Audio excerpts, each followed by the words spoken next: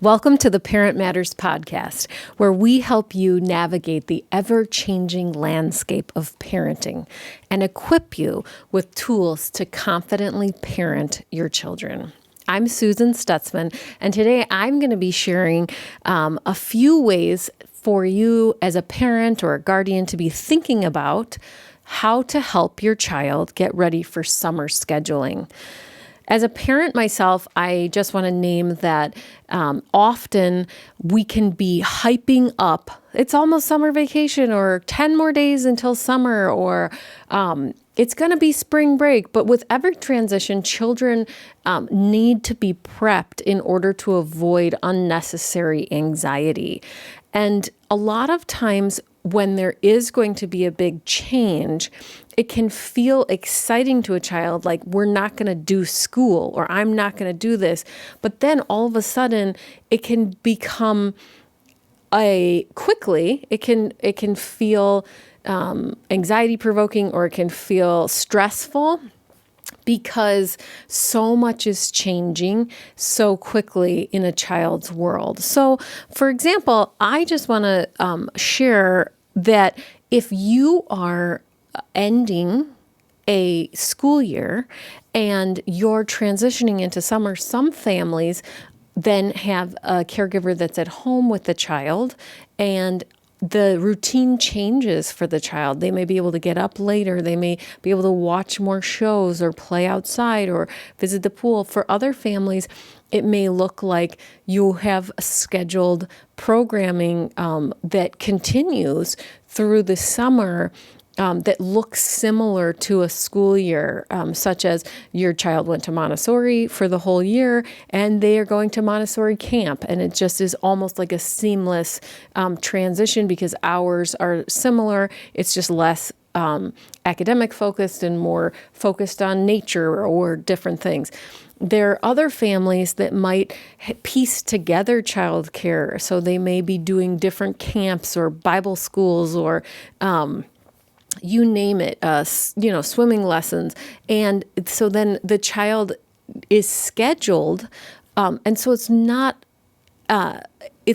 school per se, or like they have August through May or June, but it is a scheduled time. And for children, when there's going to be big changes, as well as for adults, it can provide a wonderful and exciting new adventure, but it can also bring with it its own host of problems. And so what I would encourage you to do is do a lot as a parent to make what is coming known to your child. And you can talk about what you do know. And sometimes you don't know. Is my child going to get into a camp? Is my child going to be able to get into those ballet lessons? Are we going to do Montessori camp, or are we going to be going on vacation for 3 weeks in Florida?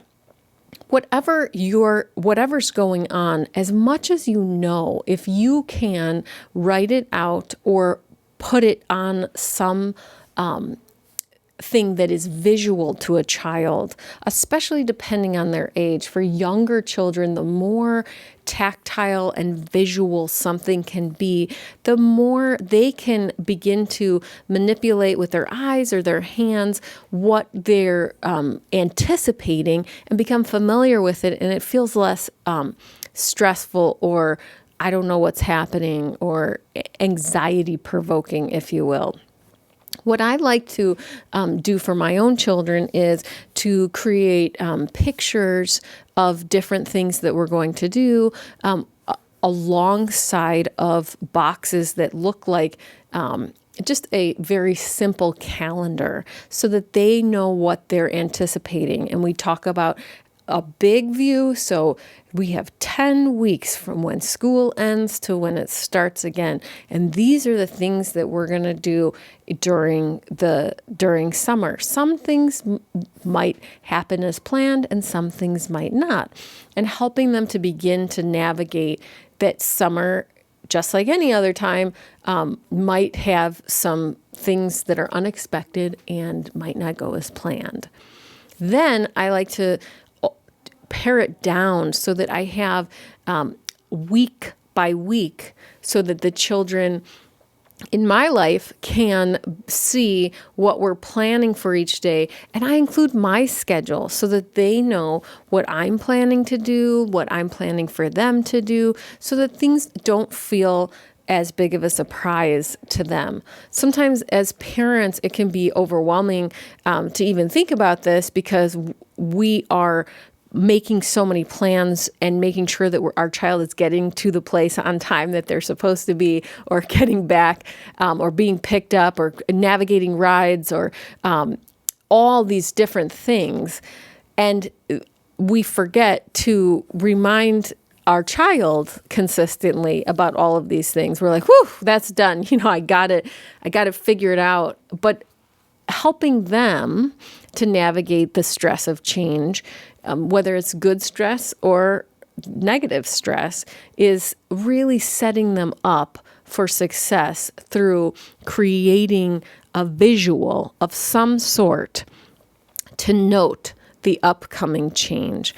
One thing that I think is helpful is Google or Pinterest or mom's blogs can be helpful in thinking about ways to do this, such as, getting a piece of construction paper and cutting 20 little strips and ripping off one for each day so that the child knows what's coming, or having a string of a paper chain, or these types of things. But it doesn't have to be elaborate. It just needs to be something that you can use as a tool so that you can aid your child in knowing how to plan and how to move towards different things. And it also opens the door to help you begin to discuss, which is another thing that I want to share, but to discuss the different things that are going to be happening. The reason why I think it's important to discuss and share what is upcoming and not just surprise a child is because every child reacts to change differently. And it's important to also, as children begin to grow and have a voice, that you can discuss, I use that word intentionally, what you're going to be doing on a vacation, or this week mom is home, or this week grandma's here, and be able to talk about feelings that may arise and what is expected, and plans, and if this plan doesn't work out, what the next plan is. I also find that parents sometimes have a different idea than each of their children what relaxing might look like. So if I want to go on a vacation, as a parent, if I take my children, that vacation looks different than if I go on vacation without my children. It also depends on who you're with. Are you with another family? Are you with a group of people on a boat? Are you with a large crowd at a theme park? And if you know what is going to happen and you can discuss this with a child, then your anticipation of what a vacation might look like and what you want out of it can become known to a child, and there can be less guessing or less stressful moments where a child's like, but you promised, you said we were going to do this, and you had a totally different idea of what you had told them, or there wasn't an ability to keep that your word because of a closure in a park, or or the boat wasn't able to be booked, or what have you. I find that the more that you can discuss with a child, not giving them the ability to navigate the whole thing on their own, but to actually have dialogue and help them to realize that there are resources and plans and things that we can do but that you're ultimately making the decision of where they're going to be for the summer, or the caregiving opportunities that they are going to be placed in. It can help them, and you can set the tone for how you are helping to give them a vacation experience that you both enjoy, or a camp experience that they know this is going to be co-ed, and you're going to be doing a lot of adventures in the woods. So we're going to going to plan for the way in which we do this. If you're looking to give your child new experiences, and they may be a little apprehensive about doing something on a stage, and you put them in dance camp and they have to do a performance at the end, it probably is really helpful to have a conversation. Otherwise, that whole week of being in dance camp and being around people that are saying, hey, we're going to have this performance, or we're working on this, it could really be a hard week for a child, or really anxiety provoking, and it can cause a lot of strife in the home. So don't stop at creating the visual and creating the visual reminder or calendar, if you will, of what's to come, but also work to discuss with your child. And I think what's really important as a parent is not only discussing what is going to happen, because it's one thing to make a calendar, but then it's another thing to share it or keep talking about it.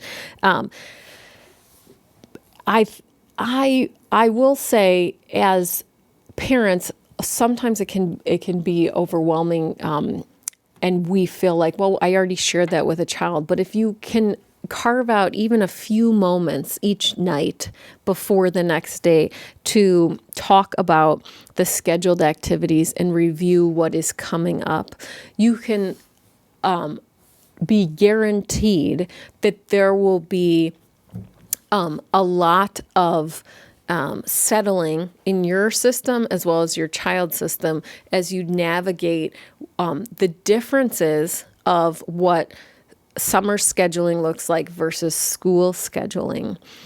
So again, it's not a perfect recipe for no problems. However, it's a really helpful way to aid de-stressing and regulation in a child as well as in you as you talk about what is going to happen.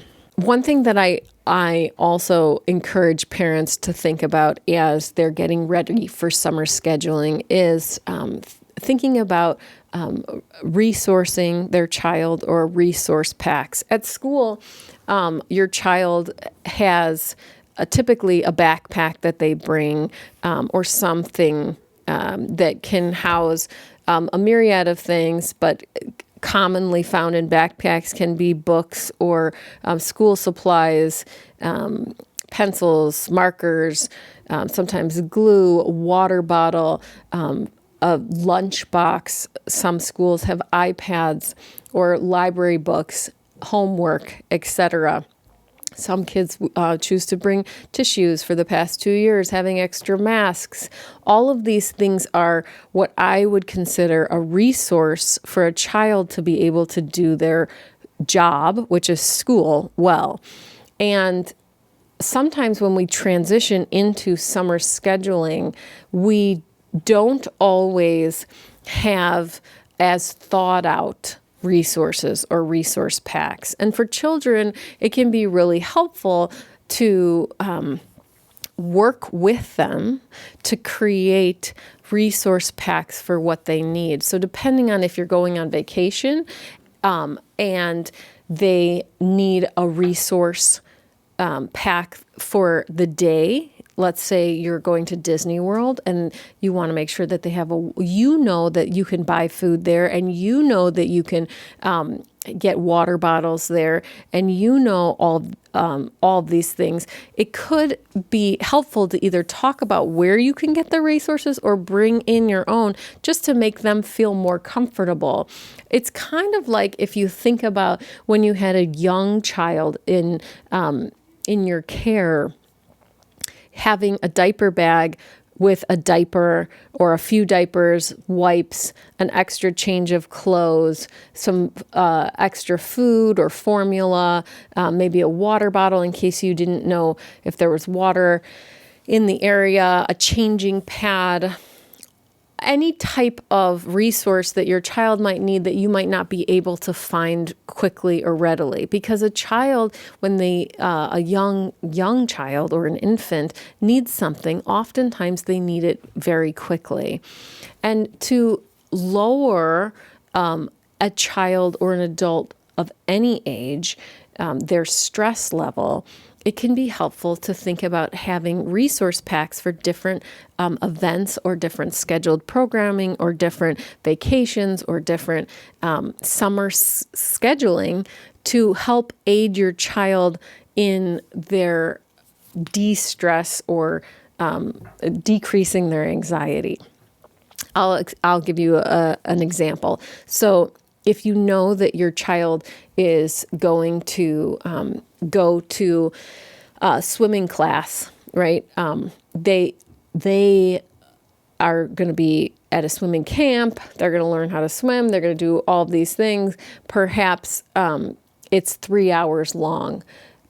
Giving them a bag with some snacks, with goggles, with a water bottle, with a towel, with sunscreen, those are all resources. They don't have to be like big, crazy things.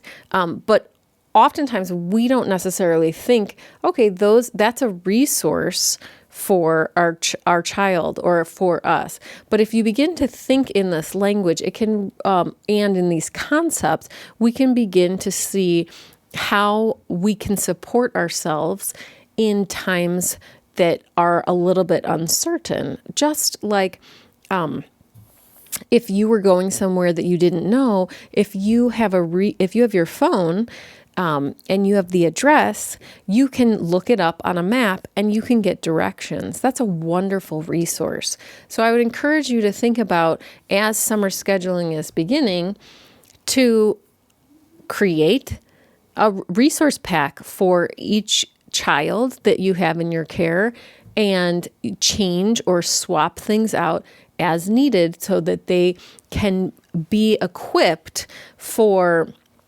the changes that are coming and not feel overly overly or under, I should say, resourced. That's a big issue, I think, when we're thinking about the way we navigate the world. And so we can prepare,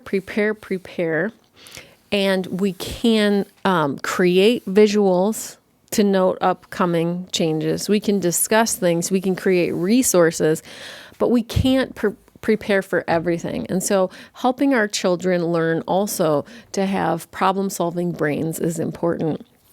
So I would encourage you, as you connect with your children, to say sometimes things don't turn out the way that we want. What if we are stuck somewhere without a resource? What is some way we can get what we need? And begin to talk about, if this is happening, where can we go? What are internal resources? What are things that we always have with us that are never gone? And so, again, it's a way in which we are teaching our children to navigate change, to navigate the world. Summer can be an anxiety-provoking time. It can be a wonderful time. It can be a mixture of both. We can have lots going on. But I think that as a parent, thinking through these few ways to help your child get ready for summer scheduling will give you quite an advantage if you do one or all of these things. Thank you so much for joining me as we talked about this, as we navigated this together. And as a reminder, the topics discussed on this podcast and the resources shared should always be considered a matter of personal opinion. They do not reflect professional advice. If you or your child is in need of additional help or any type of mental health counseling support, please seek out a licensed counselor in your area. And if you have any questions or comments that you want to share, things that you would like to hear discussed or talked about on this podcast, please send us an email. The address is podcast@kidmatterscounseling.com. And if you found this conversation useful, don't forget to subscribe to this podcast. And please join me again next time for the Parent Matters podcast. Don't parent alone.